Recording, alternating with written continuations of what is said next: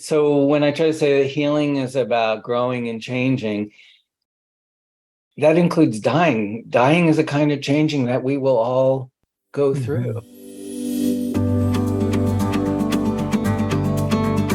Welcome to the Kindness and Compassion podcast, where we will explore the intersection of psychology, science, and spirituality. My name is Gordon Brewer, and I'm a licensed psychotherapist and mental health provider. I have spent my career helping people learn how to better manage their emotions and find more meaning in their lives and connection in their relationships. Join me as we think and talk about the ways we can find happiness and be content in our lives through the practices of kindness and compassion. We will talk with other experts in the fields of psychology, science, and religion. I'm so glad you're with me on this journey as we learn how to be at peace with ourselves and others.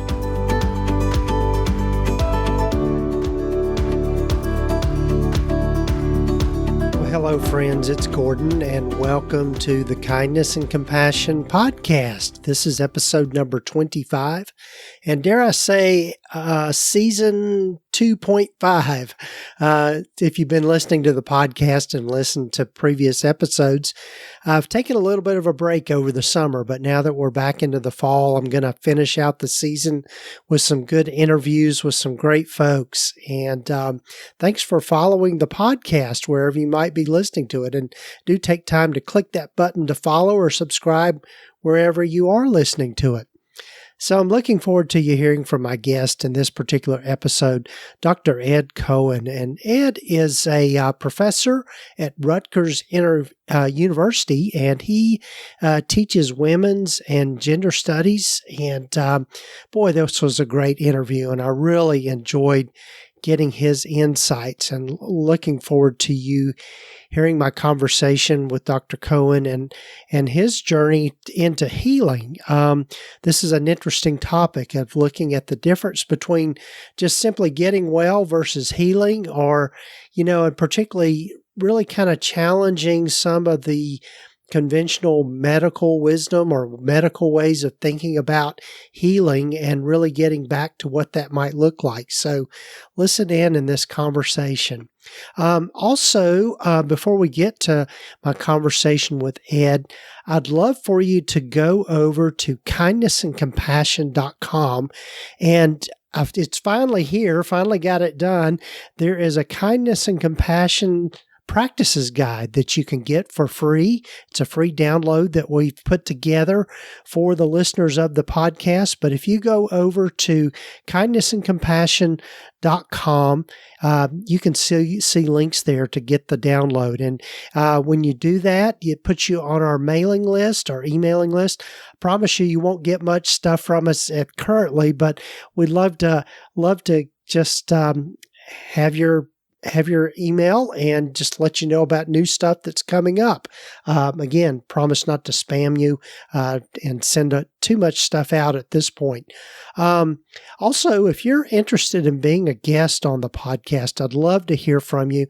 And again, if you go to kindnessandcompassion.com, you can find links to apply to be a guest. And I love hearing stories from people around how they're living into kindness and compassion, and particularly looking at the intersection of spirituality, religion, psychology, and self-help kinds of topics, which is what this podcast is about, just living into those things. So be sure and check that out.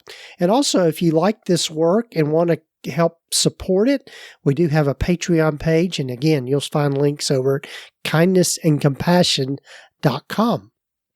So, without further ado, here's my conversation with Dr. Ed Cohen.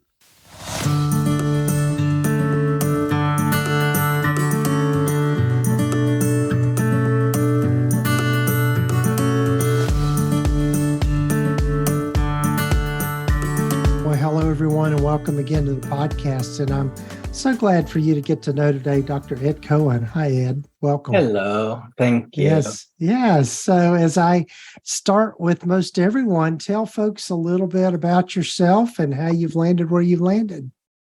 Well, I I'm a professor at Rutgers University in Women's Gender and Sexuality Studies, but that's sort of beside the point of what I'm doing here today. My story here has to do with the fact that I've had Crohn's disease for over 50 years. And for the first 10 years of that experience, I was very acutely ill and on very high doses of immunosuppressing drugs during adolescence, which I now refer to as my adolescence on steroids. And then when I was in my early 20s, I almost died.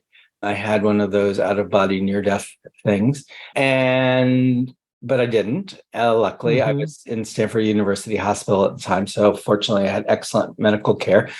But when I came back to myself in the ICU, something new started to happen, which was that I started spontaneously going into trances, which nothing in my life had ever prepared me for. As I like to tell people, my mother was a communist, my father was a physical chemist, they were both Jewish atheists, and my family matter was all that mattered.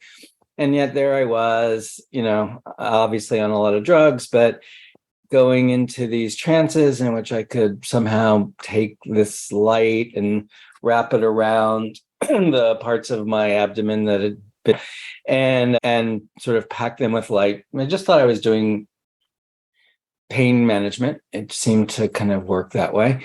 And then I was able to just drop into another kind of space that was not the hospital, which if you've ever spent a lot of time in hospitals, you'd rather not be there. Right. And yeah, it seemed to do something. I mean, I didn't really think much about it. But, I had no intention. It wasn't, something that I had called upon. It just sort of happened. And then a couple of months later, when I finally left the hospital, I had an exit interview with my surgeon. And he said this thing to me that just sort of seared itself into my brain. He said, "You were the sickest person who I've operated on in 5 years who's still alive. And I have no idea how you got better so quickly." And that was shocking, both because it broke through my denial. I hadn't really been focusing on the fact that I almost died. And also, but it was really the first time a doctor said, "I don't know." And what he said that he didn't know was like how I had gotten better. And that made me wonder, well, why had I never heard any of my doctors ever mention the idea of healing before? Like, why was healing not something that, was part of the way that they explained illness? I mean, when I was diagnosed at the age of 13 with Crohn's disease, I mean, in case people don't know, Crohn's is an inflammatory bowel disease that can affect the entire digestive tract from the mouth to the anus. And I had a huge inflammation in my small bowel. And when they finally, came in with the team, I was in a teaching hospital, and so there's always a team of young doctors eager to tell you about, what you've got. And I always think of it as like it was the reveal, like on HGTV. It's like, "Oh, here's your thing." They said, "Well, we think you have Crohn's disease, and it's a autoimmune illness." And I was 13. I had pretty big vocabulary, but autoimmunity was not one of my basic words. And so then they tried to explain it to me, and they said, "Well, it's like you're allergic to yourself." Not so helpful. And then they said, "It's like part of yourself is rejecting itself." Again, not really clear. And then finally they said, "Oh, well, it's like you're eating yourself alive." Okay, now that I could understand, but that is not something anyone should ever tell anyone, especially not a 15-year-old who's really very ill. And then they went on to tell me that it was incurable, that Crohn's disease, there are now 80 to 100 illnesses that are considered to have autoimmune etiologies, for which none, there are no cures for any of them. They're all treated pretty much in the same way, which a recent medical review article characterized as the sledgehammer of immunosuppression. So, basically, I started taking massive doses of prednisone, which, again, if you've ever been on prednisone, is a very powerful, very life-saving drug, but has a lot of secondary side effects, some of which are psychological, anxiety, depression, mood swings, in addition to all of the physiological ones, weight gain, cushoid face, skin thinning, bone thinning, cataracts, and I had all of the above, but nobody seemed to think it was anything because I was an adolescent, and they just were like, "Hey, yeah, your mood swings. You're a teenager." Yeah. Yeah, I mean, at one point, I actually asked my father, and could I to go to therapy? I was like, "Send me to therapy, because I knew something was wrong." And my father said, "You've seen too many Woody Allen movies," and that was that was the end of therapy. So basically, I lived with this illness, a very acute form of it for 10 years. I had a near-death experience. I had a radical, completely unexpected healing event. And then I had this realization, which was like, okay, I can either keep going through this process that I've been going through, which will likely, require, incredible medicalization and, perhaps more surgeries, because that is one of the things that happens. Or I can try to learn some new way to live. It was like very stark choice. And I was like, I think I'll try that. And by virtue of making that decision, suddenly all of these different teachers who I never would have had any connection to or inclination towards began to appear in my life, and they were amazing. I mean, just really amazing. So, for the last 40 years, basically, I've been focused on the first learning to heal. So my book that is called On Learning to Heal, basically it chronicles my learning curve. It explains the first 10 years of incredible medicalization in which healing was not even offered to me or to anyone. I mean, healing is not part of what modern medicine does. For more than 2,000 years, healing was medicine's raison d'etre. It was referred to as the vis meditrix naturae, the natural power of healing. And what doctors tried to do was to support it and encourage it. That's what Hippocratic medicine does. But beginning at the end of the 19th century, when medicine tried to become more like a science and less like an art, healing dropped out. And so now medicine, as we understand it, basically is focused on, diagnosis, which has always been the trademark of medicine since 500 BCE, treatment, prognosis, and billing. Those are the basic parameters of modern medical care, but not healing. Right. Not healing. Yeah. So what I'm trying to do is to reclaim healing as our birthright. It's every living organism since the first cell that sprang into existence has had the capacity to heal. It's a biological phenomenon without which none of us will be alive.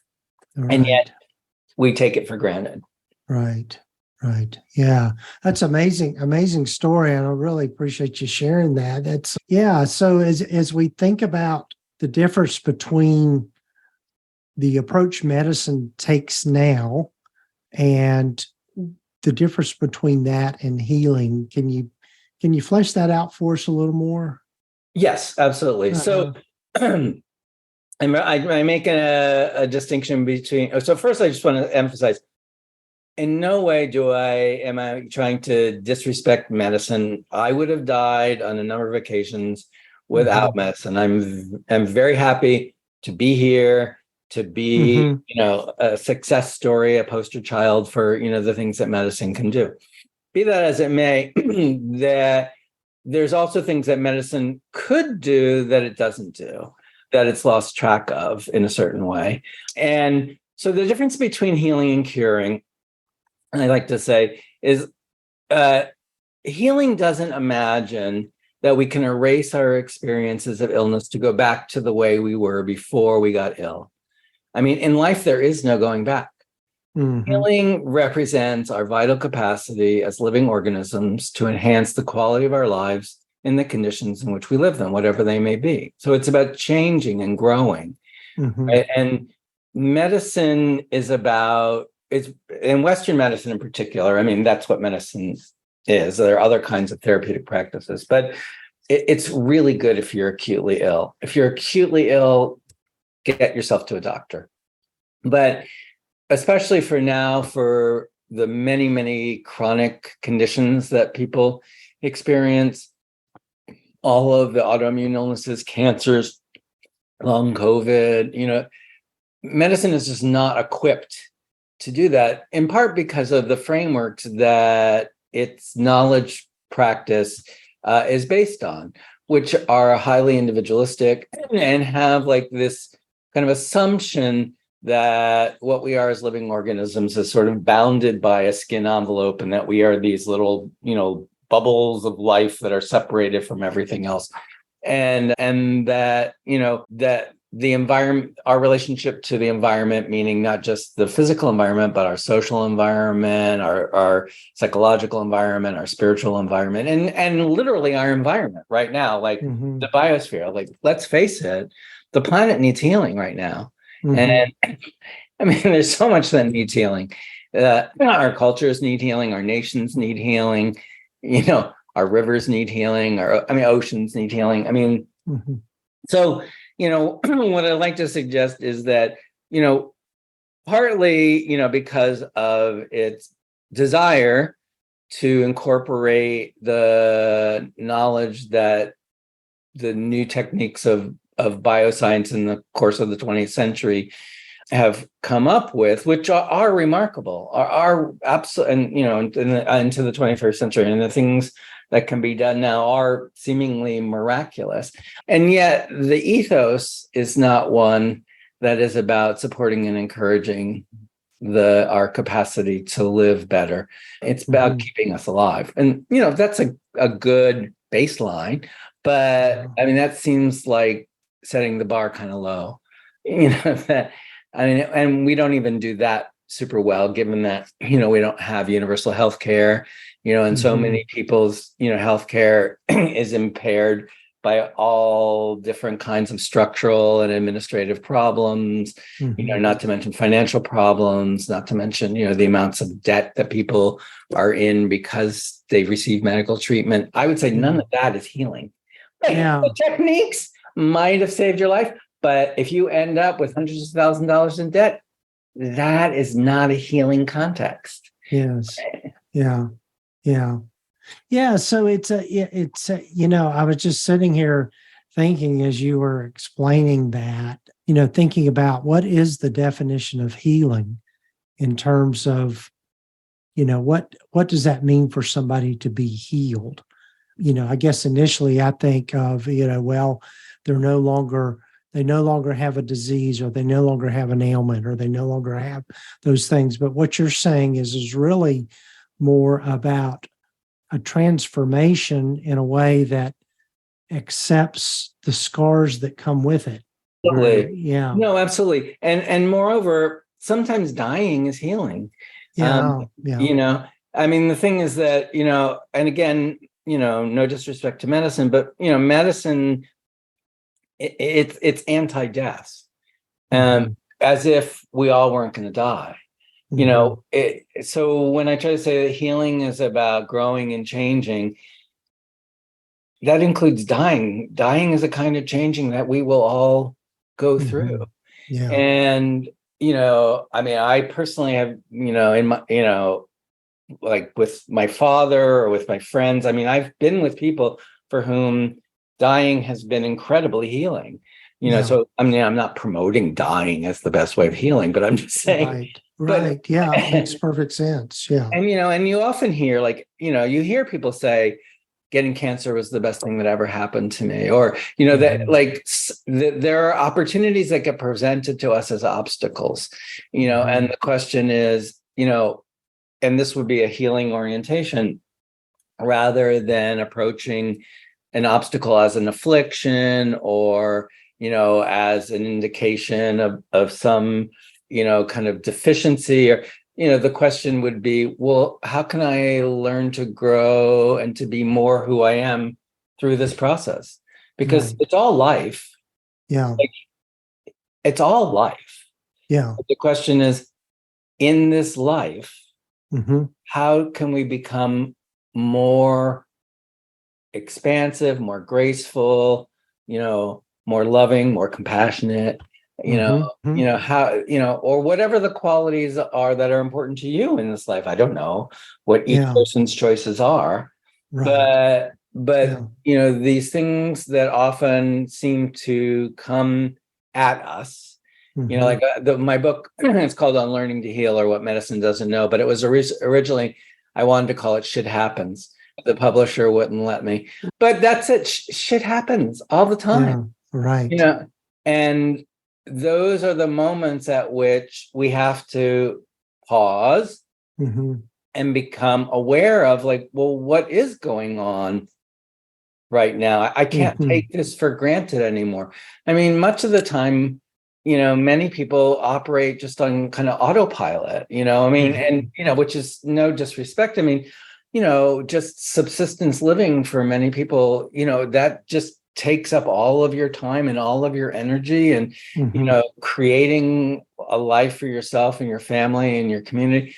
I mean, that's a lot of work. So, we have these habituated ways of being in the world. And weirdly, illness is one of the ways that we are offered the opportunity to stop and to think about, well, what are these values that we assume are self-evident? Like, if we can't do certain things anymore, well, who are we? Have we lost ourselves? Or is this the possibility that we can become something more than we? And I speak about that from my experience. I mean, I'm not advocating people have Crohn's. I'm not advocating people be on immunosuppressing drugs for 10 years. I'm not advocating people have near-death experiences and bleed outs and, horrible things happen to them. None of that I would have chosen, let me tell you. However, retrospectively, I can tell you that was the most amazing, impetus to changing that could have happened. And and it really, as I was saying, given, my background, it just, like, there was nothing in my background that prepared me to move in the direction that I then have been moving in for the last 40 years. So, so I like to suggest, holding the capacity of healing, which we all have, allows us to kind of entertain the possibility to act as if these things that we see as afflictions might also be opportunities, which isn't to say they're not painful or difficult, or we would rather not have them, but they're there. Yeah. As you were talking, Ed, I was reminded of Viktor Frankl's book, Man's Search for Meaning, and just thinking about the horrific things that he went through in the German concentration camps and how he came out of that in many ways. And these aren't his words, but he came out of that more whole to some degree, in that he found meaning in what happened to them. And so it was like he had the transformation was a different understanding of himself and others through that whole experience. And I think that's kind of what I hear you saying is that, you're right. Shit happens, life happens, and we're all going to be faced with adversity as we're recording this. I've shared this one a little bit on the podcast. My wife is now in hospice care, and so seeing all of that transformation and all of that sort of thing, and like you've mentioned, went through my father's death, and just all of those things that are not fun things. They suck. It's terrible stuff for anybody to go through. But you're right. I think there is so much healing that can come from that, and that it causes us to be transformed in a way it's really hard to put words to. Absolutely. Yeah. Well, yes, absolutely. I definitely have had many of those experiences where, and that's sort of I mean, ironically, I mean, I guess maybe one of the joys of being alive is surprising yourself at who you can become. Mm-hmm. That until we have these opportunities, let's call them, there are aspects of ourselves that remain unrealized. Yeah. And they're huge resources. Mm-hmm. And, for whatever reason, crisis happens to be one of our preferred ways of addressing change. I mean, it's not the only way. It's certainly not the most graceful way. It's certainly not the most pleasant way. And nonetheless, it is a common way, both at the level of for individuals and collectives, and right now the whole world, and to be able to be like, oh yes, I've been assuming I or we or what, are like this, but turns out that there was something else there all the time that I didn't have to pay attention to, because the circumstances that I was living in didn't ask of me to question myself in such a way that I could find these aspects of who I am that actually are quite wonderful, that, have great capacities to help me and others learn to live otherwise, and if we think that living otherwise might be something that we're interested in doing, because obviously not everyone is. I mean, some people, there are a lot of people in our country who just want to go back to something before, which, as I like to say, as I said before, there's no going back. There isn't going back. But if you're in that frame of mind, then this is not going to appeal to you. Many people are like, doctor, fix it. Like as if it's like you're taking your car to a mechanic.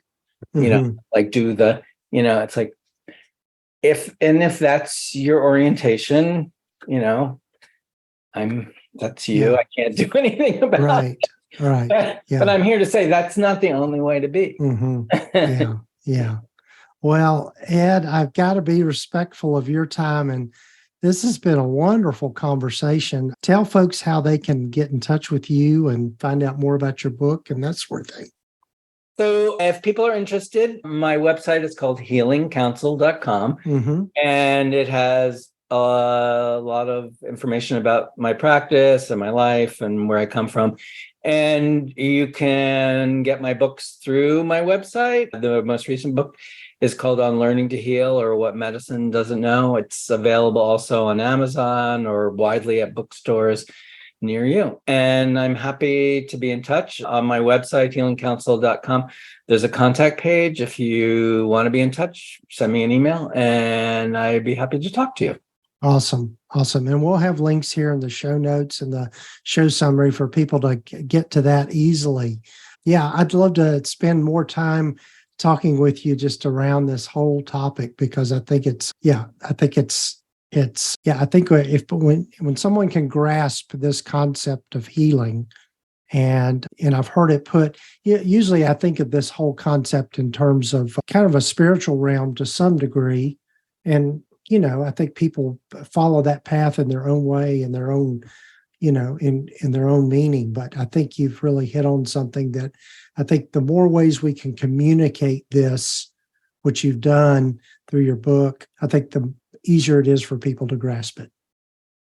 Well, I hope so. That certainly would be a really great thing, that I feel like I could have contributed if that. Right. Well, thanks, Ed. Hopefully we'll have another conversation here soon.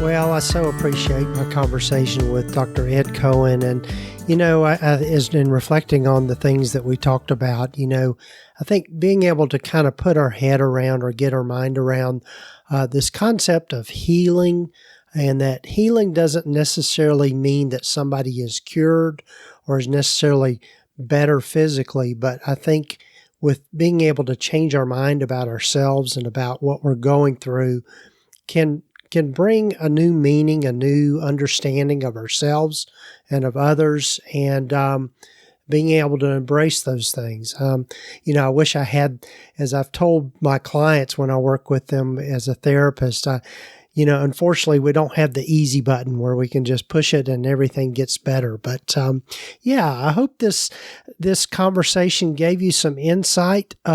Be sure and check the show notes and the show summary here for links to Dr. Ed Cohen's things and the work that he's doing. And I hope that this episode has helped you in some way. Just think about yourself and your life and other people in a different way, and how we can live into more kindness and compassion, not only to others, but with ourselves. So take care, folks. Do visit us at kindnessandcompassion.com. And as I mentioned earlier, you can download now a free kindness and compassion guide that will help you look for ways to live into more kindness and compassion in your life and maybe approach life in a little different way. So take care, folks. Look forward to having you come back for our next episode. We're going to be trying to do a better job of getting our episodes out a little more regularly. As I mentioned, and there are just other things going on in life that I've had to give priority. But I'm on a mission to keep this podcast going, and look forward to hearing from you. And take time to follow us and subscribing to the podcast wherever you might be listening to it. Take care. You have been listening to the Kindness and Compassion Podcast with Gordon Brewer, part of the Sightcraft network of podcasts. Please visit us at kindnessandcompassion.com for more information, resources, and tools to help you in your journey. Be sure to follow us wherever you listen to your podcasts. And if you haven't done so already, be sure to sign up to get the free Kindness and Compassion Practices Guide. Again, you can find that at kindnessandcompassion.com. The information in this podcast is intended to be accurate and authoritative concerning the subject matter covered. It is given with the understanding that neither the hosts, guests, or producers are rendering clinical, medical, mental health, or legal advice. If you need a professional, you should find the right person for that.